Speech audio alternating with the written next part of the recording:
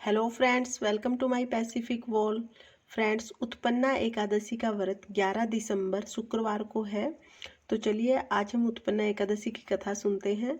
सबसे पहले हम श्री हरि विष्णु के किसी भी स्वरूप को एक चौकी पर विराजमान कर लेंगे।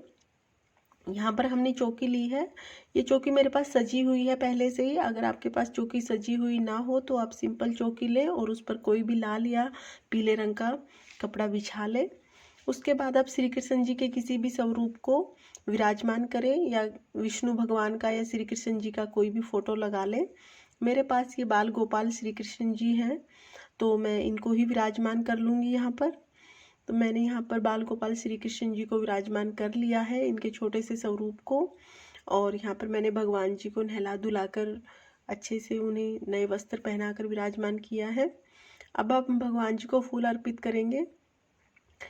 फ्रेंड्स, इस दिन हम उत्पन्ना एकादशी के दिन हम भगवान को ज़्यादातर चीज़ें पीले रंग की ही अर्पित करेंगे, क्योंकि भगवान जी को पीला रंग बहुत पसंद है।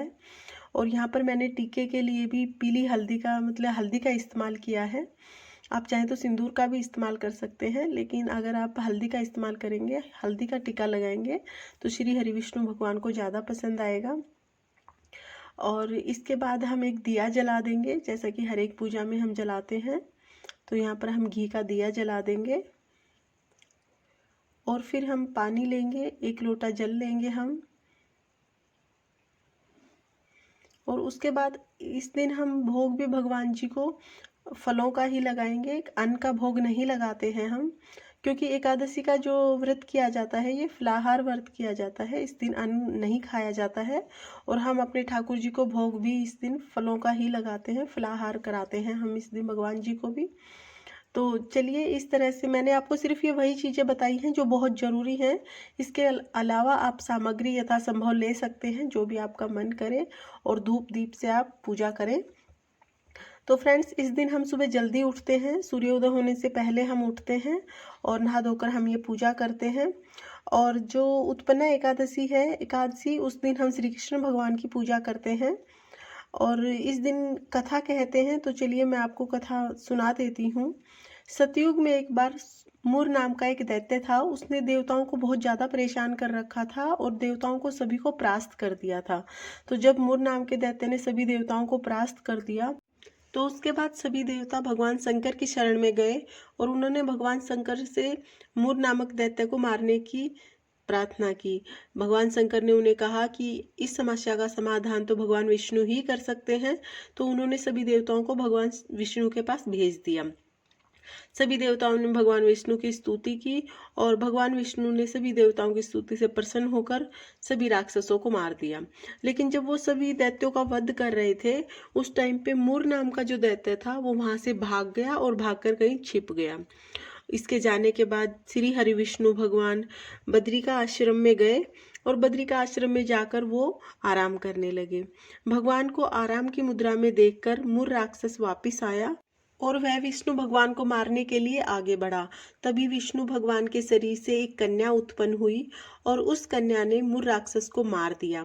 ऐसा देखकर विष्णु भगवान बहुत प्रसन्न हुए और विष्णु भगवान ने इस कन्या को आशीर्वाद दिया और कहा कि तुम एकादशी के नाम से जानी जाओगी, क्योंकि तुम एकादशी के दिन उत्पन्न हुई हो, तो इसलिए तुम एकादशी के नाम से जाना जाएगा। और तुम माया जाल में उलझे और मोह के कारण मुझसे विमुख हुए प्राणियों को मुझ तक लाने में सक्षम होगी। तुम्हारी आराधना करने वाले प्राणी आजीवन सुखी रहेंगे।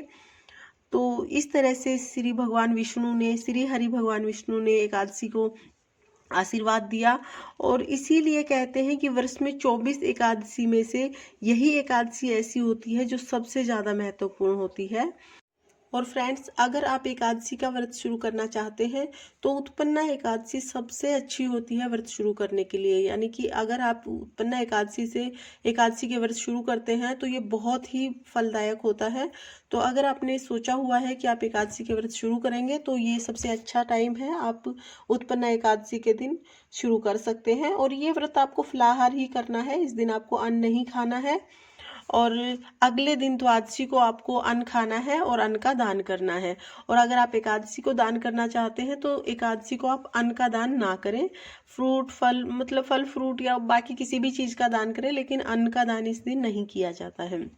और कुछ लोग दसवीं के दिन शाम को ही भोजन छोड़ देते हैं, अन्न छोड़ देते हैं, यानी कि दसवीं को जो रात का भोजन होता है वो नहीं करते हैं वो लोग, और फिर एकादशी का व्रत करते हैं। लेकिन ये आपकी इच्छा और आपके सामर्थ्य पर निर्भर करता है कि आप व्रत को कैसे करना चाहते हैं। फ्रेंड्स, उत्पन्ना एकादशी की कथा समाप्त होने के बाद आप छोटी सी गणेश जी की भी कथा जरूर कर लें, क्योंकि गणेश जी की कथा के बिना हमारी कोई भी पूजा पूर्ण नहीं होती है। तो इस तरह से उत्पन्ना एकादशी की जो कथा है वो पूर्ण हो जाएगी। तो फ्रेंड्स, अगर आपको कथा पसंद आई हो तो वीडियो को लाइक करें और अपने दोस्तों के साथ शेयर करें।